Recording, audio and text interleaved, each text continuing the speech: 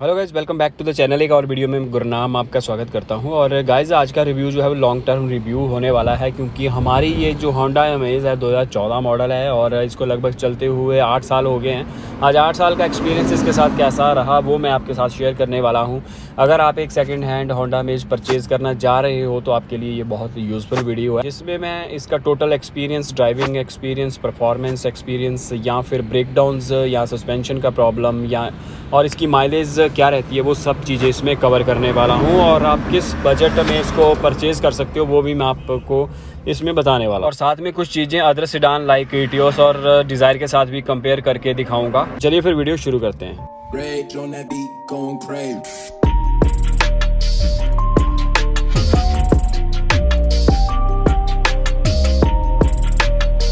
चलिए guys start कर देते हैं। और Honda amaze 1.5 litre diesel engine है ये, और फर्स्ट जनरेशन होंडा अमेज हमारे पास जो अभी है रिव्यू देने वाला हूँ। और फ्रंट लुक आप यहाँ पे देख पा रहे हैं।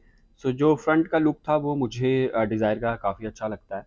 एंड इंटीरियर्स की अगर बात करें तो 2013 के हिसाब से काफ़ी अपग्रेडेड थे। आज हालांकि ही ऑडिटेड हो चुके हैं, टच वगैरह का ज़्यादा प्रचलन हो चुका है। स्टीयरिंग मैनुअल कंट्रोल उस टाइम भी थे। पिछली सीट जो है वो ज़्यादा बेटर लगती है मुझे डिज़ायर से भी। एंड लॉय व्हील हमने आफ्टर मार्केट डलवाए थे। बाकी डिज़ायर या इटियोस के साथ अगर मैं कंपेयर करूं तो मुझे इसका बूट स्पेस मतलब डिसेंट लगता था, कि क्योंकि इटियोस का ज़्यादा बड़ा है बट इसका 400 लीटर में सेकंड नंबर पे तो आ ही जाता है। और इसका जो डिज़ाइन है ना वो काफ़ी अच्छा है। बट 400 लीटर काफ़ी होता है। हम्प हालांकि थोड़ा सा ज़्यादा रहता है और सारी सिडान कार्स में रहेगा ही।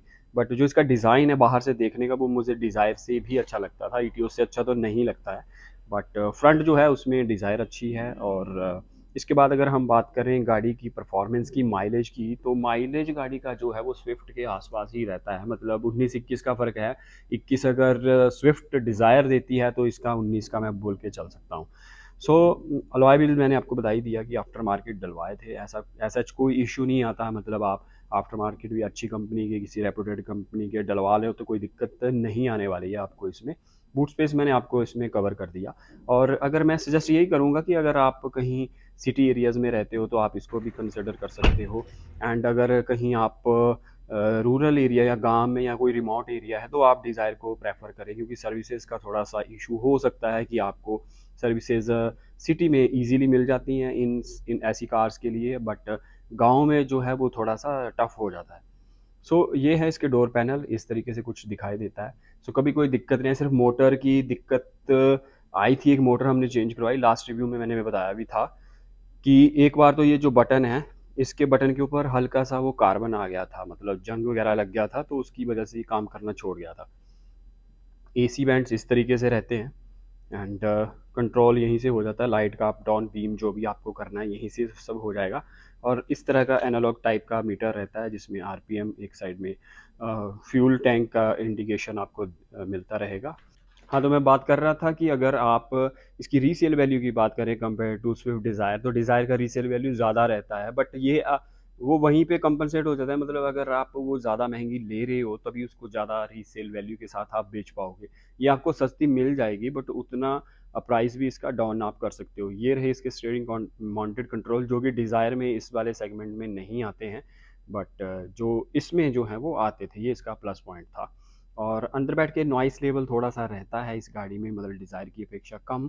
और ये बेसिक म्यूज़िक सिस्टम है, बट म्यूज़िक की जो क्वालिटी है वो बहुत बढ़िया है, डिसेंट है। जो ज़्यादा लाउड म्यूज़िक सुनना पसंद नहीं करते उनके लिए अच्छा है। ये रहे एसी के तमाम कंट्रोल, ब्लोअर वगैरह को आप यहीं से स्पीड वगैरह को सेट कर सकते हैं। और नीचे कंसोल, कप होल्डर, और 5 स्पीड मैनुअल ट्रांसमिशन में ही आता है ये। एंड काफ़ी अच्छा है, मतलब गियर शिफ्टिंग स्मूथ, सब कुछ ऐसा बिल्कुल, मतलब होंडा ब्रांड है तो उसके हिसाब से सारी चीज़ें इसमें वेल मेंटेन्ड हैं। और आज तक कोई ऐसा ऐसा इशू भी फील नहीं हुआ कि इतना चल गई है ये गाड़ी तो उसके बाद आपको लगा हो कि यार हार्ड हो गया। या वो थोड़ा बहुत वेयर एंड टेयर तो होते ही है। ग्लव बॉक्स काफ़ी डिसेंट साइज़ है, बट कंपेयर टू डिज़ायर थोड़ा कम है। और इसके बाद यहाँ ऊपर वैनिटी मिरर भी आपको मिल जाते हैं, जो कि डिज़ायर में आपको नहीं मिलता है। सो ये फर्स्ट जनरेशन है। और टिल्टेबल स्टीयरिंग ऑप्शन भी यहाँ पे मिलता है आपको। स्टीयरिंग माउंटेड कंट्रोल मैंने बता ही दिए। सो रूरल एरिया में अगर आप देख रहे हो तो डिज़ायर को प्रेफर करें, क्योंकि थोड़ा-सा रहता ही है यार, ब्रांडेड जो थोड़े से ब्रांड हैं या कम गाड़ियाँ हैं उनका वहाँ पे अवेलेबिलिटी स्पेयर्स की सर्विसेज़ की थोड़ी इश्यू हो जाती है। सेंटर में armrest holder back side seat में मिलेगा, बट बैक सीट में एक ही दिक्कत है, जो हेडरेस्ट हैं वो एडजस्टेबल नहीं है, आप उनको रिमूव नहीं कर सकते। और दूसरा नेगेटिव पॉइंट इसमें कंपेयर टू डिज़ायर की जो फ्रंट वाले भी जो हेडरेस्ट हैं सीट्स के, उनको भी आप रिमूव नहीं कर सकते। सो ये 2 नेगेटिव पॉइंट हो गए, बाकी तो लगभग सिमिलर ही हैं सब चीज़ें। ड्यूल स्कीम का है, इसमें अंदर जो इसका इंटीरियर है डबल ड्यूल स्कीम के साथ आता है। उसके बाद रही प्रॉब्लम की बात, आज तक ऐसी कोई बड़ी मेजर प्रॉब्लम नहीं आई है। एक बार डिस्क जो है मैंने फ्रंट की चेंज करवाई थी, वो भी घिस गई थी। तो ऐसा होता है कि जब ब्रेक शूज़ ख़त्म हो जाते हैं तो उनको चेंज करवा लेना चाहिए। एंड सेकंड, सस्पेंशन का कोई लोग मैंने सुनने में आया था कि यार बहुत बड़ा खर्चा होता है। सो एजेंसी में यार आप कोई भी गाड़ी लेके जाओगे तो खर्चा मोटा वो बना ही देते हैं, बट ऐसा नहीं है। आपको अच्छे जेन्युइन पार्ट्स जो हैं बाहर भी मिल सकते हैं। अगर आपकी गाड़ी 5-7 साल पुरानी है और आप अपना खुद भी थोड़ा बहुत नॉलेज अप्लाई कर सकते हो, तो आप अच्छे से वहाँ पे रिपेयर एंड मेंटेनेंस करवा सकते हो, और जिससे आप अपना पैसा भी बचा सकते हो और टाइम भी बचा सकते हो। बाकी म्यूज़िक सिस्टम का मैंने आपको बता ही दिया, बट येस, पेन ड्राइव का जुगाड़ इसमें हो जाता है, मतलब पेन ड्राइव आप लगा सकते हो। एसी बैंड कूलिंग की जो कैपेसिटी है, मतलब काफ़ी एफिशिएंटली इंजन जो है इसको कूल कर देता है। और वाइब्रेशन लेवल यस थोड़े रहते हैं, बट खड्डों वगैरह में अगर हम देखें तो ये काफ़ी स्मूथ रहती है गाड़ी, मतलब थोड़ी बाउंसी रहती है। अगर हम इसको कंपेयर करें स्विफ्ट डिज़ायर के साथ, उसका सस्पेंशन जो है वो थोड़ा-सा हार्डर साइड में है, मगर जब खड्डों में वो घुसती है तो आपको जर्क फ़ील होगी, जो कि इसमें कम होती है फ़ील। सो ये एक बड़ा डिफ़रेंस है। और इसका सिटिंग पोस्चर जो है वो काफ़ी नीचे है। यहाँ पे आपको को मैं दिखा रहा हूँ, हल्का-सा स्विफ्ट डिज़ायर का जो है ऊपर है। बाकी ये यहाँ से आप ऊपर-नीचे एडजस्ट कर सकते हो अपनी कन्वीनियंस के हिसाब से।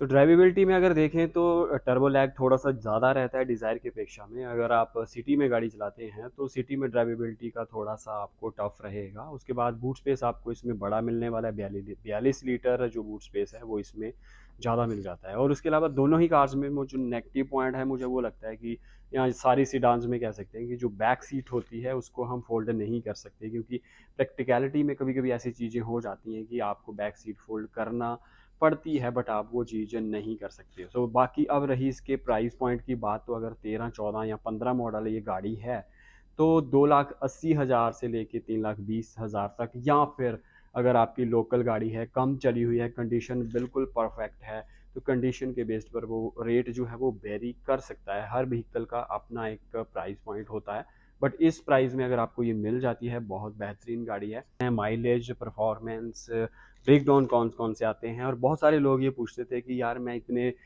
मॉडल, इतना जो पुराना मॉडल लेने जा रहा हूँ, तो क्या वैल्यू फॉर मनी है, कोई ब्रेकडाउन्स तो नहीं आने वाले, और प्राइस क्या रहें? सो मैंने सोचा कि सारे कमेंट्स को क्लब किया जाए और सबकी क्वेरीज़ को रिज़ॉल्व किया जाए। सो यही था इसका लॉन्ग टर्म रिव्यू। अगर फिर भी अगर आपके मन में कोई क्वेश्चन, क्वेरी है, तो आप स्टिल कमेंट सेक्शन में कमेंट करके पूछ सकते हैं, और बहुत जल्द आप हमें एक और नई गाड़ी के साथ देखने वाले हैं। सो मिलते हैं नए ब्लॉग में, तब तक के लिए बाय बाय एंड